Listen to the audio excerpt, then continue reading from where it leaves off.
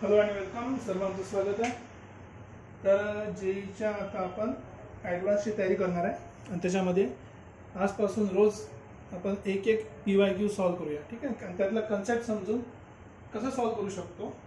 Obviously याच्यामध्ये मी time सेव्हिंगच्या मागे जास्त लागणार नाही. आपला मेन मुद्दा काय, कन्सेप्ट कसं समजायचे, ठीक आहे.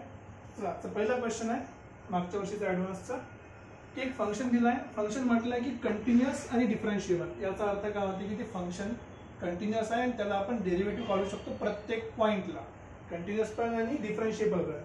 सोबत on the interval 0 to infinity म्हणजे बिलॉंग्स टू रिअल नंबरचा पॉझिटिव्ह पार्ट. रिअल नंबरचा पॉझिटिव्ह पार्ट, निगेटिव्ह पार्टसाठी आपण सॉल्व्ह करणार नाही. आणखी आपल्याला दिला बघा इन्फॉर्मेशन की f(1) = 2. आता f(1) ची गरज काय आहे?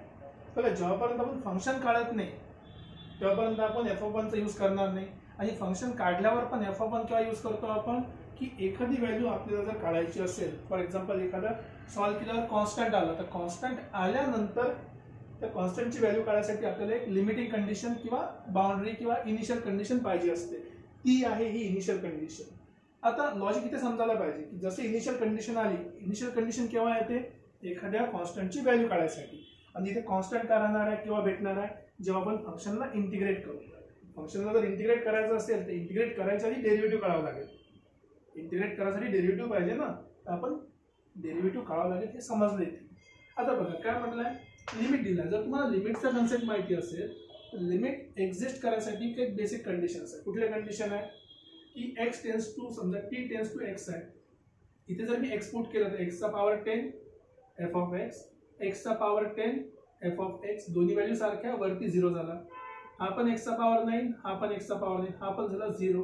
सो फॉर इथे एक कंडिशन माहिती पडली की फॉर x = t हा कुठला फॉर्म आहे?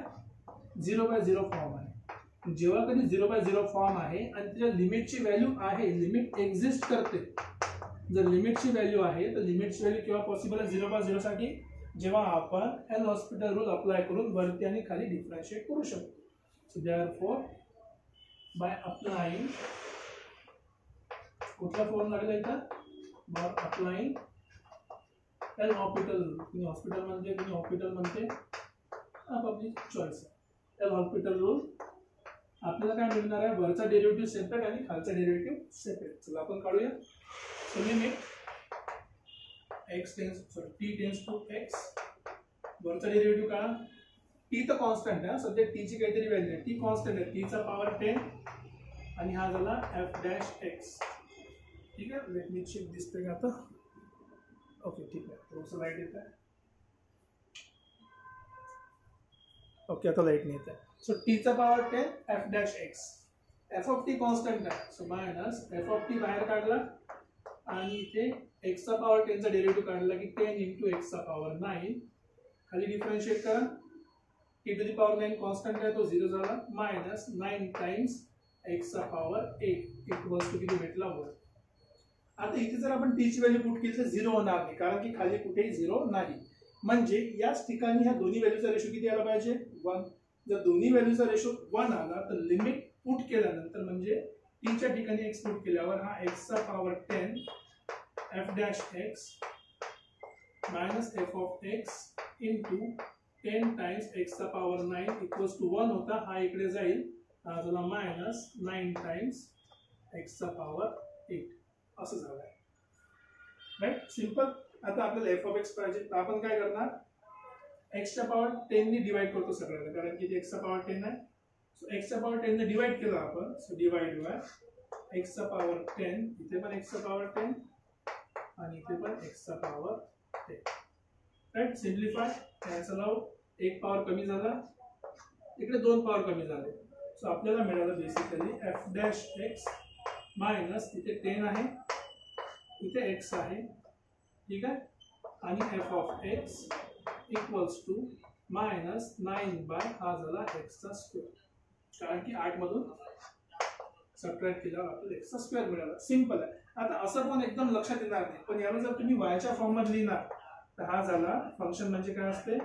dy/dx मायनस 10/x, हा झाला y equals to minus 9/x². बघा, जसं आम्ही तुम्हाला सांगितलं होतं इथे की लिमिट काढण्यासाठी आपल्याला एल हॉस्पिटल रूल लावा लागला आणि लिमिट काढल्यावर जी आपल्याला कॉन्स्टंट दिली आहे टर्म, ती कॉन्स्टंट टर्म कशासाठी आहे, जी लिमिटिंग व्हॅल्यू आहे किंवा बाउंड्री कंडिशन आहे ती कशासाठी आहे की आपल्याला कॉन्स्टंटची व्हॅल्यू काढायला लागली पाहिजे. कॉन्स्टंट केव्हा काढणार, इंटिग्रेट केल्यावर. इंटिग्रेट कुठे, इथे करावं लागेल. आता त्याला सॉल्व्ह कसं करायचं, काही मोठं काम नाही आहे. जर तुम्हाला आठवत असेल, this is nothing but dy by dx plus p into y equals to q हा आहे लिनियर डिफरन्शियल इक्वेशनचा फॉर्म. सो लिनियर डिफरन्शियल इक्वेशनचा फॉर्म आहे. साइड बाय साइड कंपेअर केलं तर आपल्याला p किती मिळालं, -10/x. बघा -10/x, इथे चुकी काय होते, प्लस आणि मायनस इग्नोर करतात. इथे जर प्लस असतं तर हा मायनस त्याच्यासोबत गेला आणि q काय मिळाला आपल्याला, -9/x². सिंपल आहे. आता बस तुम्हाला सॉल्व्ह करायचं. सॉल्व्ह कसं करायचं, फॉर्म्युला आपल्याला माहित आहे. आधी इंटिग्रेटिंग फॅक्टर काढतो, e to the power integral dx किती, -10/x इंटू dx हा झाला -10 इंटू लॉग x. -10 पॉवर मध्ये जाईल, सो लॉग x चा पॉवर -10. e आणि लॉग जवळपास कॅन्सल. आपल्याला मिळालं x चा पॉवर -10 किंवा 1/x चा पॉवर 10. इंटिग्रेटिंग फॅक्टर मिळाला. जसं इंटिग्रेटिंग फॅक्टर मिळालं आपलं सोल्युशन माहित असलं पाहिजे.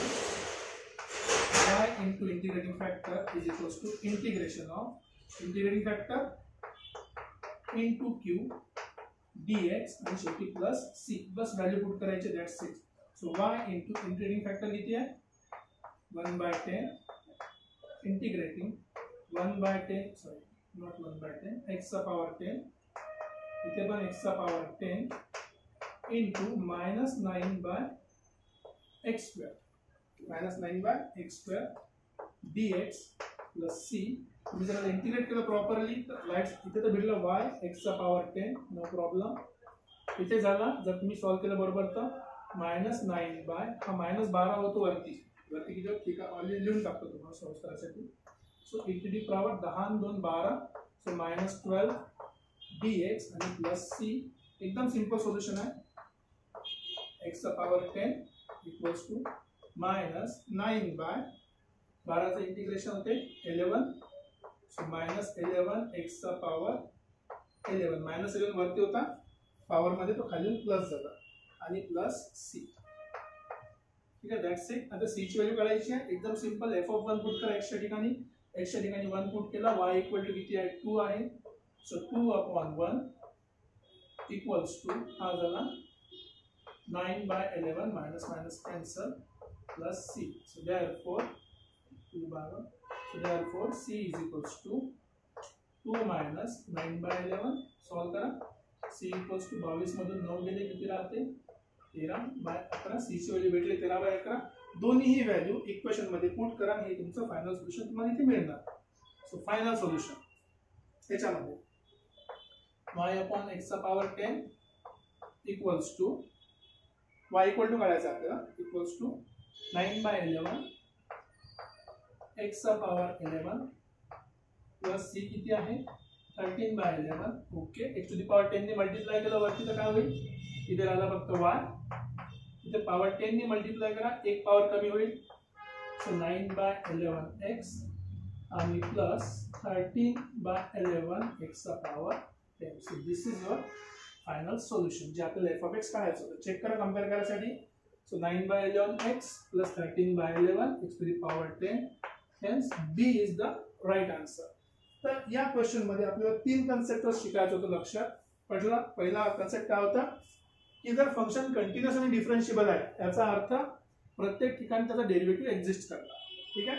सेकंड, जर आपल्याला बाउंड्री कंडिशन किंवा लिमिटिंग कंडिशन दिली आहे ती कशासाठी असते, एक कॉन्स्टंटची व्हॅल्यू काढण्यासाठी. आणि इथे कॉन्स्टंटची व्हॅल्यू कुठली असणार आहे, इथे कॉन्स्टंटची व्हॅल्यू जी आपल्याला काढायची ती आहे इंटिग्रेशनचा कॉन्स्टंट. मग इंटिग्रेशन काढण्यासाठी काय करावं लागेल, हे जर लिमिट एक्झिस्ट करत असेल तर एल हॉस्पिटल रूल लावून आपल्याला f' मिळाला. आणि या f' ला जेव्हा आपण डिफरन्शियल इक्वेशन मधून सॉल्व्ह करतो तर आपल्याला फंक्शनची व्हॅल्यू मिळते. अशा प्रकारे आपण हा क्वेश्चन सॉल्व्ह केलेला आहे. जर तुम्ही वाचल्याबरोबर तुम्हाला हा कन्सेप्ट समजला असेल तर तुम्ही 2 स्टेप डायरेक्टली इग्नोर करून या स्टेप पासून डायरेक्ट या स्टेपवर येऊ शकता आणि इंटिग्रेशन इथे हे डिटेल मध्ये न करता या स्टेपला तुम्ही डायरेक्ट सॉल्व्ह करून इथे पोहोचू शकता. 2 ते 3 मिनिटांमध्ये मॅक्सिमम सांगतो मी 2 ते 3 2 मिनिटांमध्ये तुम्ही हा क्वेश्चन इझिली सॉल्व्ह करू शकता. सो आशा करतो तुम्हाला कन्सेप्ट समजला असेल. काही व्हॅल्यू खाली गेल्या तर मी त्याला क्लिअर करतो. ओके, चेक करून घ्या. सो हे आहे आपला फायनल आन्सर, राईट. तर भेटूया परत उद्या नेक्स्ट क्वेश्चन सोबत. होईल तेवढं तुम्ही मित्रांपर्यंत शेअर करा, लाईक करत चला. त्यामुळे काय होते दुसऱ्यांपर्यंत रीच करायला मला सोपं जातं. तर भेटूया परत. Till then take care, bye bye.